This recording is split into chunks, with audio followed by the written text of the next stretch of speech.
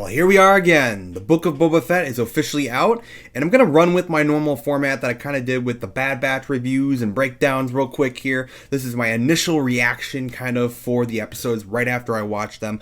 I'm just going to kind of go through the episode, what I kind of thought of each thing that kind of happened in the episode, and just kind of give my thoughts. In this episode, overall, I thought it was okay. It wasn't bad. It was definitely not that bad of an episode. It was a good episode of the Book of Boba Fett. It was definitely more interesting than a lot of the Bad Batch episodes that I didn't really like. There's definitely some Mandalorian Season 2 episodes that were worse, I would say, than this one. So this one was good. It was a good episode. It just wasn't mind-blowing. Let's start out here. The Book of Boba Fett, Chapter 1. So they're kind of laying it out like The Mandalorian, where they just kind of have Chapter 1, Chapter 2 for their episode names. So, again, this once again ties into the whole, this is like a Mandalorian type of universe, type of thing with Jon Favreau and Dave Filoni. So, Stranger in a Strange Land. This episode actually splits between two stories for Boba Fett. It's a flashback story, and it is a present-day story for Boba Fett. So we start out seeing Boba Fett in the Bacta tank. We saw this in the trailers for the Book of Boba Fett, but he is already healing. He is continuing to heal, and he looks a lot better than he even did in The Mandalorian. So he's continuing to heal up from his battle in the Sarlacc pit, and that's exactly what we get to see next. So while he's in the Bacta tank, he is dreaming. He's sleeping. He's dreaming in the Bacta tank, and he's dreaming of his past. And we actually see some clips here from the prequels, which is amazing, by the way. We get to see Kamino. We see the Slave One there, which was Jango's at the time. We get to see a young Boba Fett from Attack of the Clones holding Jango's helmet after he died. So that's pretty cool to see there. You can see Boba Fett still suffering from that loss, which is kind of cool to see. I really hope to dive more into that later on in the show. They didn't really touch on it after this scene here, but then we go into something that I think every fan wanted to see from this series, and that is Boba Fett's escape from the Sarlacc pit. So we jump into Boba Fett. This is like the flashback kind of turns into taking over the episode for like the first 5-10-ish minutes. I don't really know, but we jump into Boba Fett escaping the Sarlacc pit. We jump into him. Here he is sitting in the Sarlacc pit, just like wasting away, and then he wakes up. He realizes, he's stuck in there. He ended up falling in there, turns his light on, notices there's a stormtrooper in there. He fires his way out, and he kind of like takes the air from a stormtrooper helmet. I think that's what he's doing. He's getting oxygen from a trooper helmet. He burns his way out of the Sarlacc pit. He kind of fights his way out. He fights his own way out of the Sarlacc pit, which is kind of cool. It kind of makes Boba Fett a little more badass. He didn't really have any help. He got out on his own, which is really awesome to see. At the end, obviously, you can see he burned. He fought his way out of the Sarlacc pit. That's really all I really got to say about that is he just fought his way out. It's simply that. He literally popped up through the sand right over here, and that's it. That's literally how Boba Fett got out of the Sarlacc pit. He woke up and he fought his way out, and I thought that was really cool. Also, in that scene, we could really see a crashed Jabba sail barge off to the side, and then he passes out. He completely passes out. I don't know how long he actually spent there, just passed out, but then we cut to a scene where he gets all of his armor stolen by Jawas, and we all know where the armor ended up.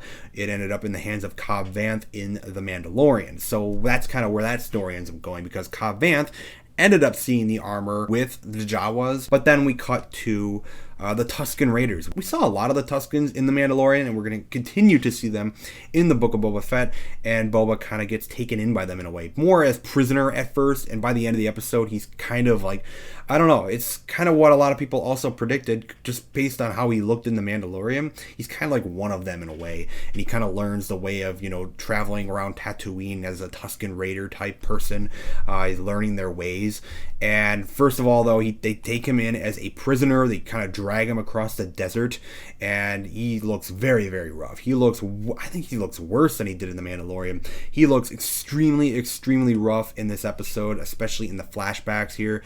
They just drag him across the desert, make him go through brutal, brutal conditions, it's pretty cool to see his story after the Sarlacc pit escape. So it wasn't all that easy after he gets out and he's all good. No, he got captured by the Tuscan Raiders, and he needs to find a way out, find a way to escape or make good with them or something like that. and that's kind of what the whole purpose of that story is for like half the episode, I would say. Later in the night, when he's still with the Tuscan Raiders, he tries to escape, which I really love the scene with Boba Fett here. He actually ends up escaping by using the teeth of the creatures here that the Tuscans use. Essentially these Tuscan Raider dogs, I guess, these alien dogs. He ends up knocking it out. He literally like teases it, and while he's trying to escape, he like trying to cut his rope, and it obviously is trying to stop him from doing that. But once it gets close enough to him, he just grabs it, knocks it out, and uses its teeth to cut his rope, and then he runs off. Like, that's fucking badass. I love that. But unfortunately, Boba Fett does end up getting surrounded by the Tuscans, and he doesn't manage to escape at that point.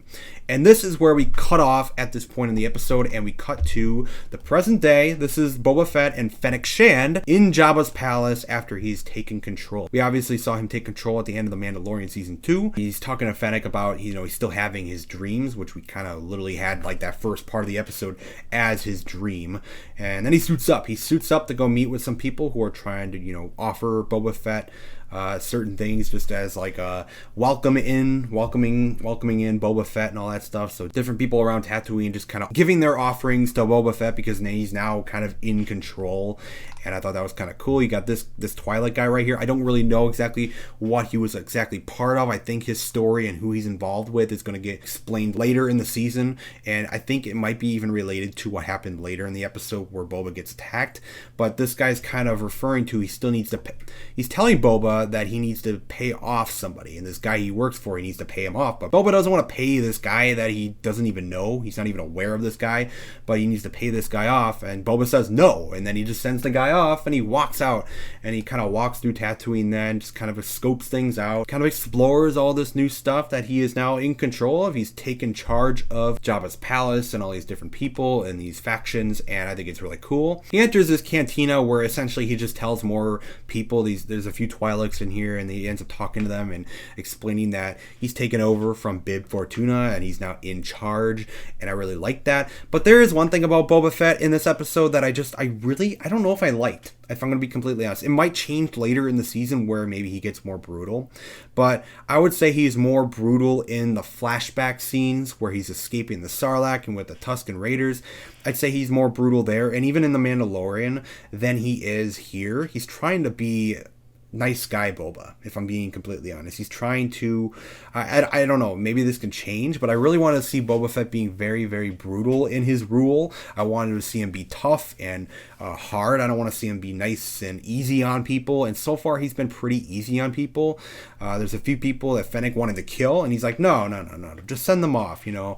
But I really hope they kind of send Boba to another level later in the show. Hopefully they do that. I think they will. I think there could reach a point where he just gets fed up with stuff maybe, but I really don't know where they're going with Boba at this point. We don't really have anything really explained on what his whole purpose is and what his goals are. When they leave that place, Boba and Fennec get ambushed. I'm assuming that these people are related to the Twilight guy who walked in earlier and threatened that Boba needed to pay someone off. And they could be related to them, or they could not be. I don't know, but either way, they got ambushed. We've seen these in the trailers, these guys with these shields. It's a pretty brutal fight, and Boba gets injured pretty quickly. I don't like that, if I'm being completely honest. It is a plot point that gets us back into the flashback scenes, but I don't like that Boba got injured very, very easily. Like, we're jumping into Boba Fett's series, and he gets knocked down in like the first big fight he's in the modern day, I suppose, after he's taken over from Jabba, or Bib Fortuna. He's taken over Jabba's palace, and the first big fight we see here, he gets knocked down and he needs to go right back into the Bacta tank. And I hope that's not something he needs to do throughout the season. Maybe he's like injured in a very bad way still, and we just don't know. But Fennec Shand ends up running after a few guys, and Boba needed one of them alive. He said, keep them alive. She killed one of the guys because honestly, I think she just wanted to. She had them both cornered, and she just threw one guy off. And she killed one of the guys, brought one in to probably question him. We didn't really get to see that, but I'm sure we'll see it in episode 2, where they question where this guy is from, who he's part of, what faction he's part of, and what he's doing and why he's attacking them. Boba Fett, he gets thrown back in the Bacta tank. Hopefully this is not a common thing, but I could see this happening a few more times, depending on how many more flashbacks they want to show us for Boba Fett. But this threw us right back into the flashback flashbacks for Boba escaping the Sarlacc and dealing with the Tuscans. So the rest of the episode is that. We no longer get to focus on the present. Hopefully we get to focus more on the present. Hopefully this flashback stuff wraps up in episode 2. But we jump back and we see the Tuscans are kind of dragging Boba and this Rodian prisoner through the desert once again. They see this group of like scavengers or thugs out here like completely killing this guy right here at his home. It almost reminded me of the Lars homestead, you know, Luke's home, where Aunt Beru and Uncle Owen were killed from the Empire. It kind of reminded me of that, but obviously it wasn't. These guys were leaving marks on their home here, and then they sped off on their speeders. I'm sure this is going to be referenced later on in the series. This is something that they were teasing, obviously, because after these guys kind of sped off from killing this random guy at his house, they sped off and they didn't really address it after that. But I'm sure that is a group we will end up meeting later on in the show. And then there's like this Tuscan kid dragging Boba and this Rodian out there, and they want them to dig. And I don't know why they're having Boba and, you know, I don't know why they're having them dig.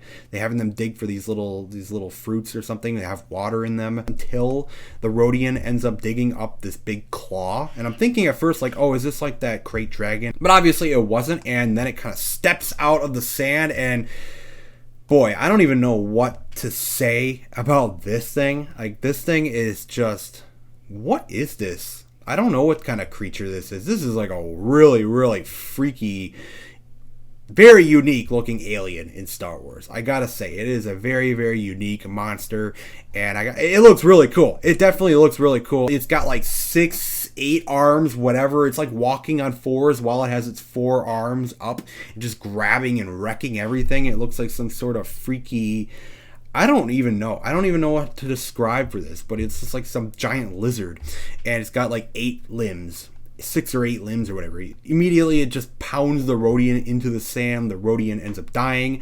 Not really that big of a deal. He wasn't really that big of a character. He's just a prisoner alongside Boba. But then Boba ends up saving the Tuscan Raider kid by literally killing this thing by a chain. He just grabs a chain and just chokes this thing to death, which I thought was badass. It was a lot more badass than he was when he was fighting in Tatooine in the present day against these dudes with the shields. I think this was a much better scene, and I think it really teases that Boba is really injured at this point during the present day Mandalorian timeline.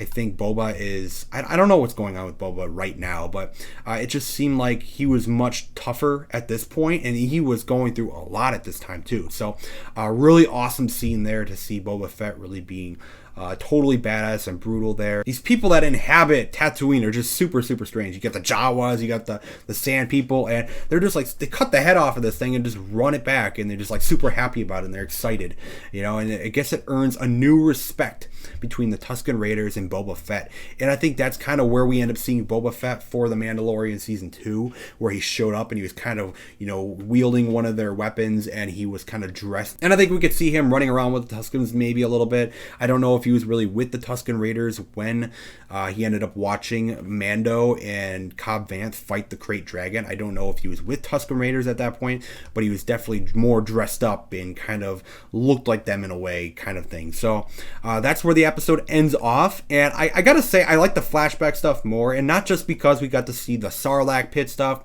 but we got to see just Boba Fett be a lot more badass and brutal. He was really badass in the scenes, you know, in the palace and everything, in the present day stuff, but it didn't really do much for me there. It just, nothing really happened. He kind of walked around, talked to some people, and got beat up, and then got thrown right back into the back to tank, and not a lot happened. We did get a lot of flashback stuff, which I really, really, really loved. Like, it was incredible stuff. Hopefully they wrap up this flashback stuff in the next episode. I do want to see the Boba Fett in the present day story, considering there's only 7 episodes. I would not be that upset about this episode as much if it wasn't 7 episodes. If it was even 8 episodes, I'd be like, okay, it was the first episode. But there's only 7 episodes in this season of the Book of Boba Fett, and I just feel like we have no time to waste. We need to get to the story right away, and I feel like we kind of got there, but I don't know. I'm feeling kind of empty still after this. I feel like we're still in the same place we were before the episode began. We got a little history on what happened to Boba, but in terms of the present story, we haven't gone too far yet, and I'm hoping we get to explore much more of that in the second episode, which I'm assuming we will. There's only 7 episodes, 6 episodes left now, and that's kind of my review. I thought it was a good episode. It was not bad in any way. It was definitely not a bad episode. I just think it could have been better. I think it should have been longer, if I'm being honest. I don't know why these episodes are like 30 minutes or less than 40 minutes. They should be like hour-long episodes. I don't know why. The Mandalorians had this issue too. Hopefully they're a little longer, especially with a shorter amount of episodes in this season, and these episodes should be long. I just don't know why they're not. They really, really should be. And hopefully they get longer, and if they're not longer, they better really fill these things up to the brim of just amazing, amazing content, because we only got 6 left. There's only 6 episodes left of this show now. That's just how short it is. And I guess it's kind of common with the Marvel stuff, what they're doing. A lot of Marvel shows have been 6 episodes, but I just kind of saw Star Wars as a little different because The Mandalorian did 8 and 8, and I thought maybe they would do 8 more, maybe even 9. I hope next week we'll progress the current storyline a little more, and I think we wrap up the flashback stuff. I really hope we do. And I think the flashback stuff is going to link us perfectly with where he ended up in The Mandalorian. And then we're going to be set in the present. We're going to learn that story. We're going to get that story. And we're going to be fully engulfed in Boba Fett in Jabba's palace doing amazing, badass stuff. Hopefully.